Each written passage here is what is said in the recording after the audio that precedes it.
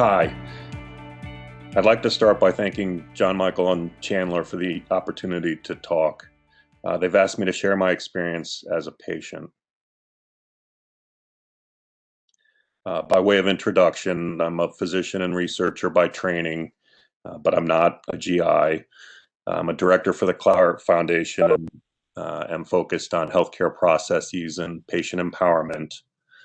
I volunteer and advocate for a variety of IBD efforts. I've had Crohn's disease for 35 years, and my chronic illness has resulted in intermittent illness, which has been marked by layers of uncertainty. Biomarkers are needed at every level of care for IBD patients. I've assembled a number of experiences that aim to show how biomarkers do or may impact care. My doctor's summary in part may look something like this. I was diagnosed in 1985 on the operating table, and I've had 6 surgeries and a number of serious hospitalizations. I'm presently controlled on an off-label dose of a biologic. I think it's important to start by acknowledging that the medical history does not include patient experience. At 15, I presented with weight loss, abdominal pain, and vomiting. The diagnosis of IBD is based on pathology necessitating colonoscopy, as it was in 1985, and requires a high index of suspicion. I was misdiagnosed with anorexia despite a family history of Crohn's disease. I was ultimately diagnosed by a surgeon after perforating my bowel on the soccer field. In hindsight, having lost 50 pounds or a third of my body weight, I can't imagine what I was doing on a soccer field, but that's how it came to pass. Would a serum diagnostic test have led to the correct diagnosis sooner, before I was symptomatic? Would earlier intervention have prevented disease progression and the need for emergency surgery? One need in the form of guidelines to identify risk and test monogenetic causes may prevent that kind of scenario in the future.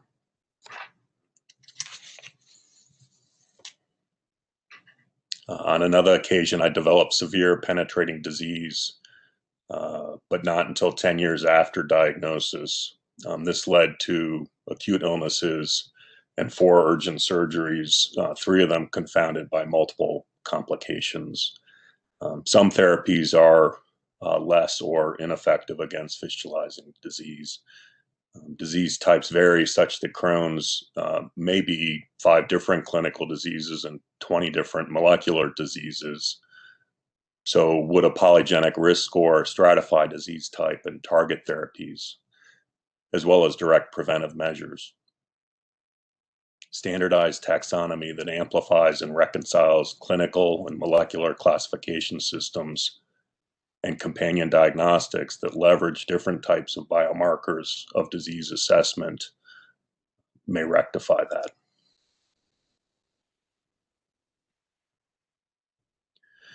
My course was initially mild with infrequent flares, then chaotic with fistulizing disease, then severe with frequent refractory flares. The natural history of IBD is relapsing and remitting, and the severity of disease is dynamic. Wellness is a moving target. This is an opportunity for biomarker impact. Severe and refractory disease is harder to treat effectively, and over the long haul translates to lost time. More disease, more illness, less control. Would longitudinal biomarkers provide real-time measures of disease activity, effectively more efficient care, potentially limiting illness to less frequent and/or less severe flares? What need might be answered? Comprehensive scoring system that incorporates clinical symptoms with biomarkers of disease activity and aims for early identification, if not prevention.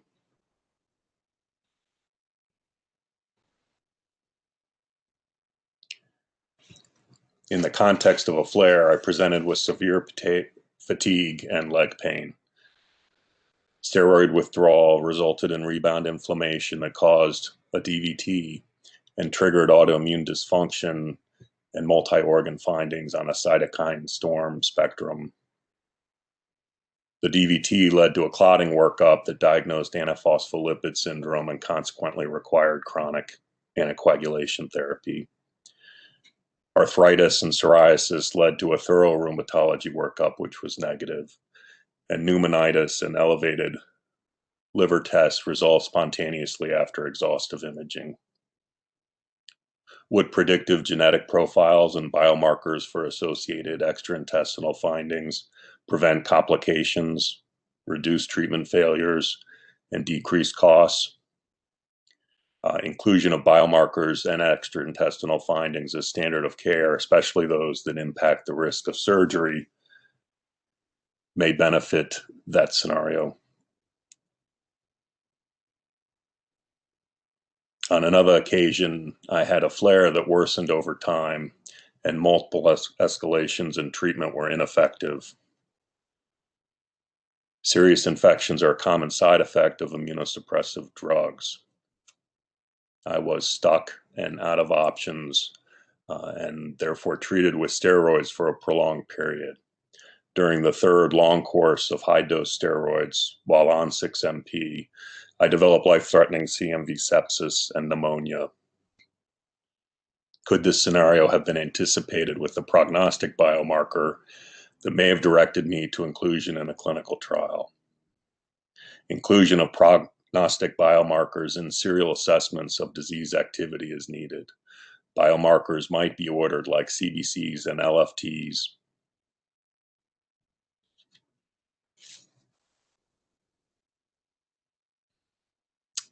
I experienced anaphylaxis during the second Remicade infusion that required intensive care and resulted in the loss of a treatment option. While treatment options are growing more and more every day, they remain limited.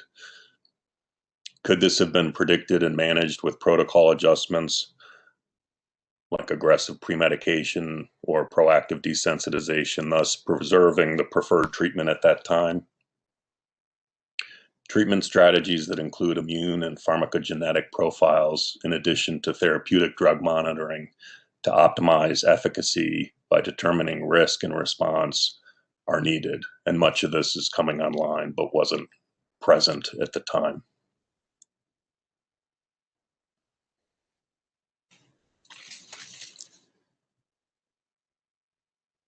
I was a partial responder to 3 biologics, and during that time, I stagnated as a partially treated patient.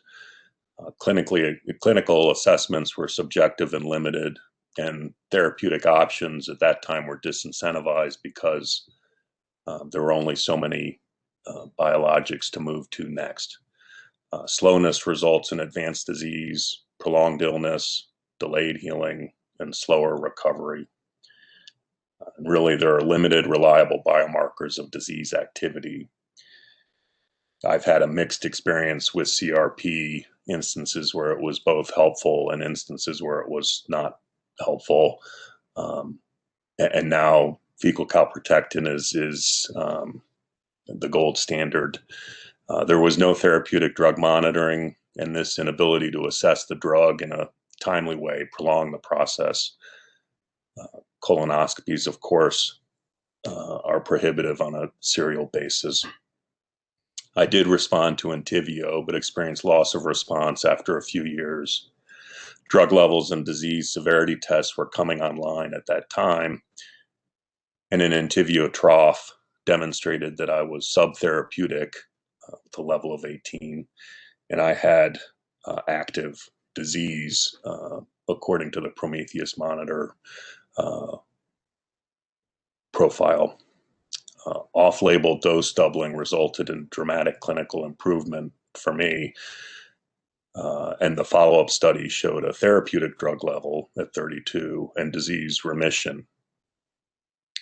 This is timely and clear, N of 1 proof of principle, in stark contrast to the earlier experiences. And for me, this is the biomarker catching up to me, the technology catching up to me in a game changing difference. Comprehensive therapeutic drug monitoring and pharmacogenomics that allow for timely adjustments in care and potentially account for various patient-specific filters like disease type are needed. And finally, I was maintained for 10 years on 6-MP before metabolite monitoring was standard of care. Chronic immunosuppression, of course, increases the risk of cancer. I developed melanoma that was identified early by screening and attributed at least in part to chronic immunosuppression. I benefited from 6-MP for sure, but was my dose optimized? Would monitoring have resulted in less immunosuppression and a lower risk for a potentially devastating long-term side effect? Metabolite monitoring has come in line and is successful, but more of that is needed to screen not only for the status of IBD, but for associated illnesses and complications, including cancer, which, while rare, is a major worry of patients. So preparation for common adverse events like infection and education about rare events like cancer are needed. Chronic steroid use and CMV sepsis resulted in osteopenia and demineralized teeth, at which time I learned I had vitamin D deficiency. I was 40 at the time and had not been checked in 8 years. Vitamin D deficiency is associated with an increased risk of colon cancer, as well as the need for surgery or hospitalization in IBD patients. Guidelines do include infrequent vitamin D screening. Diets are increasingly recognized as therapies in pediatrics, but supplements remain peripheral despite clear impact. Is there a role for routine screening, not only of vitamins, but of trace minerals and other substances that have been demonstrated to be effective in the maintenance or quality of life of IBD patients? This requires oversight for supplements and inclusion of supplements and other integrative modalities into guidelines and monitoring strategies so that the entire plan is in one place. IBD is associated with an increased rate of depression, and while I've been spared this comorbidity, I have experienced the stress, anxiety, and withdrawal of a chronic illness and appreciate that sense of loss. During these times, I'm not a particularly good patient, and the medical encounter isn't structured to examine mental health or wellness, so these considerations are not really part of global planning. Pediatricians at some centers do a great job of this, but in general, this is missing. Studies show that psychological anticipatory guidance is beneficial, and resilience and caregiving dynamics significantly impact outcomes. Adherence to treatment regimens requires an engaged patient, and that can't be overemphasized. The medical community needs to validate these aspects of chronic disease and incorporate them into planning and standards of care.